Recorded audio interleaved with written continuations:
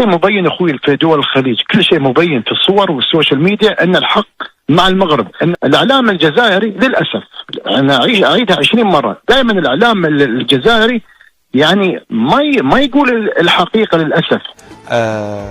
49 عام من التجديد والتغيير، تبقى ان شاء الله الصحراء المغربيه، والله يحفظ المغرب وشعب المغرب، وتربطنا فيهم علاقات قويه جدا، والله يديم علينا عز المغرب وعز الامارات. المسيرة الخضراء مسيرة كبيرة، المسيرة الخضراء طبعا يوم تاريخي بالنسبة للمغاربة، كلام طبعا من والله الحكيم. يعني شوف، اولا هذه مناسبة وطنية، صاحب الجلالة الحسن الثاني طيب الله ثراه تحدث عن المسيرة السلمية.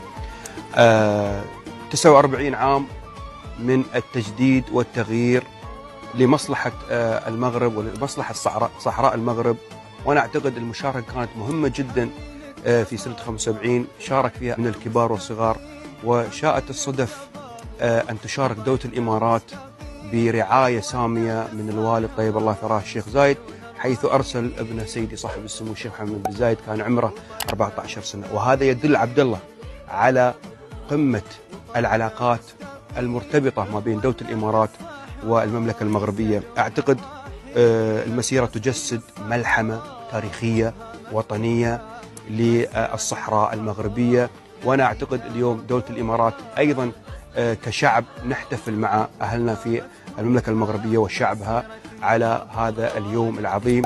49 عام من العطاء، 49 عام من الاستقرار، 49 عام من الحق الذي طالب فيه صاحب الجلالة طيب الله ثراه الحسن الثاني. وأيضا في نفس الوقت الداعم الأول لهذه المسيرة اليوم هو الملك محمد السادس وولي عهده الأمين، أطال الله في عمرهم، وتبقى إن شاء الله الصحراء المغربية، والله يحفظ المغرب وشعب المغرب، وتربطنا فيهم علاقات قوية جدا، والله يديم علينا عز المغرب وعز الإمارات. أن الخطاب الملكي للذكرى 49 ونحن على يعني مشارف نصف قرن على المسيرة الخضراء، يعني يمكن عنوانته بخطاب الثنائيات أو خطاب حصيلة نصف قرن من المسيرة الخضراء.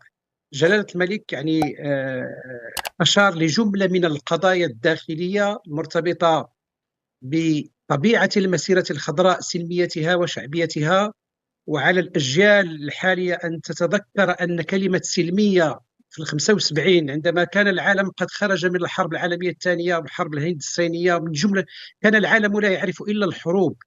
لهذا من هنا كانت يعني قيمة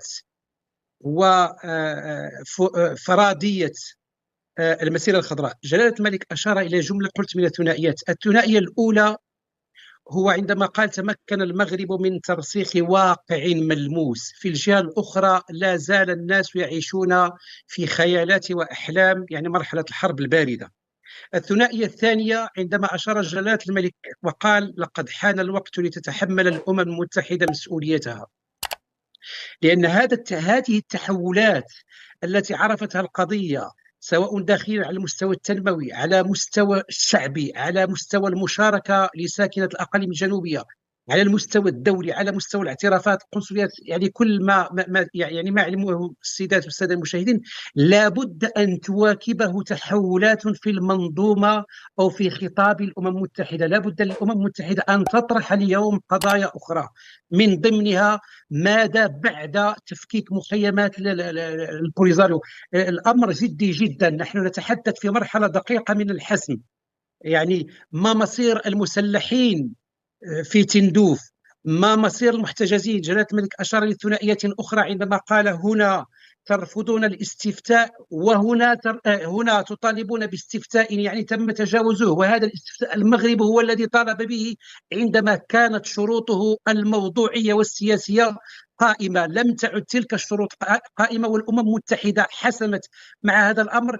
أعتقد في قراراتها مجلس الأمن على الأقل منذ 2017 لم يعد يذكر شيء اسمه الاستفتاء. في الجهة الأخرى ترفضون إحصاء المحتجزين. الآن جلالة الملك استعمل مصطلحا في غاية الدقة اللي هو مصطلح الرهائن.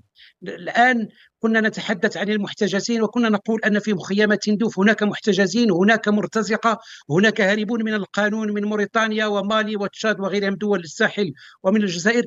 الآن هناك حديث عن وجود رهائن، بمعنى أن الأمم المتحدة عليها أن تتحمل مسؤولية ليس في تدبير النقاش والمفاوضات وما إلى ذلك، ولكن أيضا في مصير هذا الجزء من تراب الجزائر بعد تفكيك المخيمات. ما مصير المسلحين؟ جلالة الملك طرح ثنائية ثالثة يعني وكان فيها واضحا، وهي لا يمكن، وهي إضافة، يعني هذه إضافة لقضية عندما قال جلالة الملك في أحد الخطب السابقة أن المغرب يعتبر قضية الوحدة الترابية هي النظارات التي ينظر إلى العالم. الآن أشار إلى أن لا يمكن استعمال ثنائيات في العلاقات الدولية أو استعمال مبررات قانونية بين قوسين قضائية لابتزاز المغرب أو البناء، أن العلاقة مع المغرب إما أن تكون علاقة تحترم الوحدة الترابية للمملكة المغربية، أو لن تكون هناك علاقة. ترامب is back. عودة الرئيس الأمريكي دونالد ترامب النظام الجزائري وميليشيات البوليساريو أيضا التي استنزفت ملايير دولارات من أموال الشعب الجزائري ستنتظرها أيام سوداء بداية بالنظام الجزائري في شمال إفريقيا. ترامب يصر في الفيديو الدعائي لحملة ترامب يحاول ضرب الرئيس تبون ليجعلنا نقول أننا نتمنى فوز كامالا هاريس. أنا إيمان خليف عندما كلفت الدولة الجزائرية محامي لمقاضاة كل من أساء إليها كان من ضمن الذين سوف تتم محاكمتهم دونالد ترامب، ولكن يبدو بأن الدولة قررت في نهاية المطاف ونصحت، يعني قالت بأن ترامب هو مرشح للرئاسة وللبيت الأبيض فيجب تجنب هذا الأمر أو هذا المشكل. احنا نتجنب، بس ترامب ما بغاش يتجنب. إيمان خليف في كل خطاباته. طيب في الانتخابات الأمريكية عندها علاقة حتى إيمان خليف وجدت نفسها في خطاب دونالد ترامب وفي حملته الانتخابية بعد استخدامها كأداة في الحملة السياسية التي يقودها دونالد ترامب ضمن إعلاناته. يعني في الإعلان في الفيديو الذي يصوره ترامب يقول بأنها تمثل إشاعة التحول الجنسي في المجتمعات، رغم أنه إيمان خليف قالت بأن هذا الأمر تهمة وتعرف التفاصيل ولا داعي للعودة إليها. ولكن ترامب يصر في الفيديو الدعائي لحملة ترامب يحاول ضرب الدولة، وتم إظهار لقطات لإيمان خليف وهي ترفع يدها بعد فوزها في إحدى نزالات أولمبياد باريس، وجاء العرض في سياق سرد أمثلة عن الانهيار. يعني هو يقول لك هنالك انهيار وبالتالي يجب أن نقف ضده التحول الجنسي وغيره، ويستعمل إيمان خليف. وأيضا تعرفون بأن إيمان خليف عندما كلفت الدولة الجزائرية محامي لمقاضاة كل من أساء إليها كان من ضمن الذين سوف تتم محاكمتهم دونالد ترامب، ولكن يبدو بأن الدولة قررت في نهاية المطاف ونصحت، يعني قالت بأن ترامب هو مرشح للرئاسة وللبيت الأبيض فيجب تجنب هذا الأمر أو هذا المشكل. احنا نتجنب، بس ترامب ما بغاش يتجنب. إيمان خليف في كل خطاباته فتحضر بكل مناسبة أو غير مناسبة، خصوصا مع الإيطالية. هو دائما يحكي عليها ويقول مسكينة هذيك الإيطالية الأولى اللي ضربتها يعني بالضربة القاضية وطاحت، هو شفتها الإيطالية وجايبها مورا إيمان خليف. تابعنا وفق النتائج لحد الآن المرشح الجمهوري دونالد ترامب حقق الفوز في عدد من الولايات المتأرجحة، الولايات المحورية في هذه الانتخابات. بداية كيف ترى يعني نهاية هذا السباق الانتخابي اليوم دكتور؟ بالنسبة التوقعات كما يعلم الجميع أن دائما كان هناك الحديث عن تقارب، ولكن هل كنت تتوقع طبعا هذه النتائج؟ صراحة شخصيا كنت أرشح كامالا هاريس. لا ترامب. ترامب لمعطيات. نعم. حتى الديمقراطيون كانوا يعلمون أن لو ترشح ترامب لولاية ثانية كان سيفوز، لذلك حاولوا قطع الطريق منذ البداية حتى عندما كانت لا زال في الرئاسة حاولوا عزله لقطع الطريق أمام إمكانية ترشحه مرة ثانية، وكانت تلك من أهم الخطوات القانونية لكون أن كما قلنا لو ترشح سيفوز. إذا في منظور الديمقراطيين كذلك المتابعات القضائية التي كانت تثار في ولاية في أخرى كذلك كانت الغاية منها وقطع الطريق أمامه، لأنهم لهم يقين بأنه لو ترشح سيفوز. إذا كان الديمقراطيون هم على يقين بأنه سيفوز، فما الذي سيحدث فيما بعد؟ السلام عليكم ورحمة الله وبركاته، وأهلا وسهلا بكم أعزائي متابعي كل أحداث الرياضية، الأحداث السياسية هنتابعها عندنا في قناتنا مهتمة جدا بمواضيع شائكة. وطبعا هناخد أول شيء الكلام عن المنتخب المغربي لكرة القدم، حيث زي ما احنا عارفين ان منتخب المغرب عنده مباراتين هامتين جدا في التجمع القادم، مباراة امام الجابون، مباراة امام ليسوتو. وليد الركراكي المدير الفني للمنتخب المغربي اكد على ان الجولتين الخامسة والستة هيخوضها المنتخب المغربي بنفس قوة المباريات السابقة، رغم تأهل المغرب رسميا إلى تصفيات كأس أفريقيا المقامة في المغرب أيضا سنة 2025 في شهر ديسمبر القادم. طبعا القايمة كل الناس منتظراها وعايزة تعرف هل في أسماء جديدة ضافها وليد الركراكي إلى قائمة المنتخب. أيوه، هقول لكم بالتفاصيل. القائمة النهائية كانت المفاجآت اللي فيها غياب حكيم زياش. طبعا حكيم زياش للراحة فقط وما عندوش أي مشكلة، شفناه في مباراة الأمس أمام أتلتيكو مدريد رغم خسارة باريس سان جيرمان، لكن كان أشرف حكيمي من أبرز اللاعبين في المباراة. كمان استبعاد بودلال والشيبي وبالحيان وعدلي لأسباب مختلفة هقول لكم على تفاصيلها. طبعا أول مرة يستدعي وليد الركراكي حارس الجيش الملكي المغربي أيوب الخياطي وعودة المدافع آدم مسينا، ده مهم جدا جدا. عشان كده بقول لكم في مفاجآت في القائمة. في مفاجآت في القائمة. قائمة حراسة المرمى ياسين بونو زي ما هو موجود، طبعا متألق جدا مع فريق الهلال السعودي، منير المحمدي، صلاح الدين هشام، وأيوب الخياطي هو اللي انضاف جديد. في الدفاع تم استدعاء كل من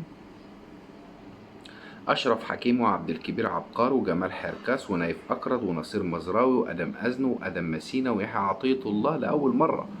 وقلت لكم إن تألق يحيى عطية الله مع النادي الأهلي في المباريات الحاسمة سواء أمام العين الإماراتي أو أمام الزمالك هيعجل بعودة يحيى عطية الله إلى قائمة المنتخب المغربي، وده اللي حصل بالفعل.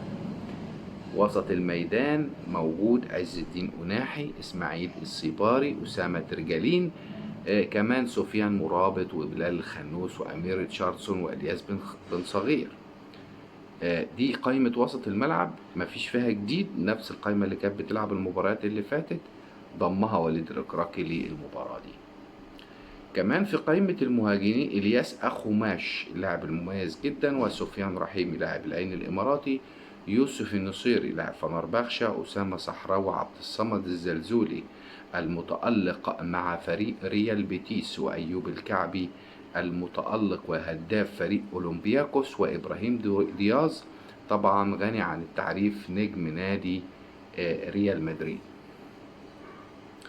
المنتخب المغربي بيستعد للمباراتين القادمتين. المباراة الأولى أمام الجابون يوم الجمعة 15 نوفمبر في مدينة فرانسفيل في الجابون. بعد كده هياخد طيارة يرجع في نفس اليوم، يوم الاثنين 18 نوفمبر هيلعب في المغرب على ملعب وجدة. طبعا وليد الركراكي هيبقى عنده مؤتمر صحفي مهم جدا، هيتكلم عن أسباب استبعاد بعض اللاعبين وأسباب إضافة إلى قائمة المنتخب بعض اللاعبين الجدد. كمان بالنسبة عندنا المنتخب المغرب للفوتسال، للناس اللي مهتمة جدا بكرة القدم في داخل القاعة، هشام الدكيك المدير الفني للمنتخب المغرب داخل القاعة أكد على إنه عايز بعض الحاجات عشان المنتخب يقدر إنه ينافس على البطولات. أول حاجة إن إدارته للمباراة الودية اللي خسر فيها منتخب المغرب المباراة الأخيرة أمام فرنسا ب3 أهداف مقابل هدف واحد، كانت يعني قال الراجل إنه عنده بعض الثغرات بيحاول إنه يعالجها في المباريات الودية. واحنا عارفين ان السنة دي المنتخب المغرب للفوتسال ملوش اي مشاركات في المنافسات الرسمية. الحاجة المهمة ان القرار المهم معالجة النواقص في المنتخب، ولازم يتم لعب اسلوب لعب مختلف في كرة القدم داخل القاعة بحارس مرمى الطائر والاعتماد على مركز البيفو.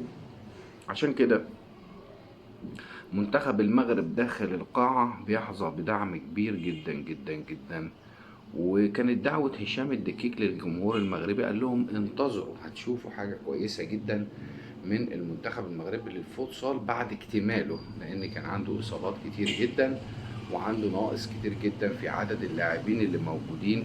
لكن أنا بقول لكم إن لازم هنراهن على منتخب المغرب الأول لكرة القدم ونراهن على منتخب المغرب للفوتسال. المنتخبين سواء المغربي لكرة القدم أو الفوتسال بيحظوا بدعم كبير جدا جدا من فوزي لغجع رئيس الجامعة الملكية المغربية، طبعا غني عن التعريف ومعروف لكل الناس. فوزي لغجع بيقدم كل التسهيلات أو كل الأشياء اللي عايزها المنتخبين من حيث المباريات الودية، لاعبين، معالجة اللاعبين المصابين، كل شيء بيقوم به فوزي لغجع في الفترة الأخيرة.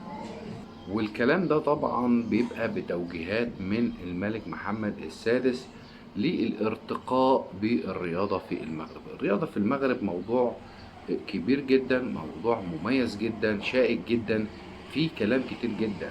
كمان هقول لكم على استعدادات المغرب للبطولة أفريقيا القادمة أو استعداداته لكأس العالم، كأس العالم 2030 يا جماعة. البنية التحتية في المغرب تستطيع أن تستوعب أي كم من البطولات سواء العالمية أو القارية في المغرب. عشان كده شفنا طبعا حفلة الدبست في أفريقيا تقام في المغرب.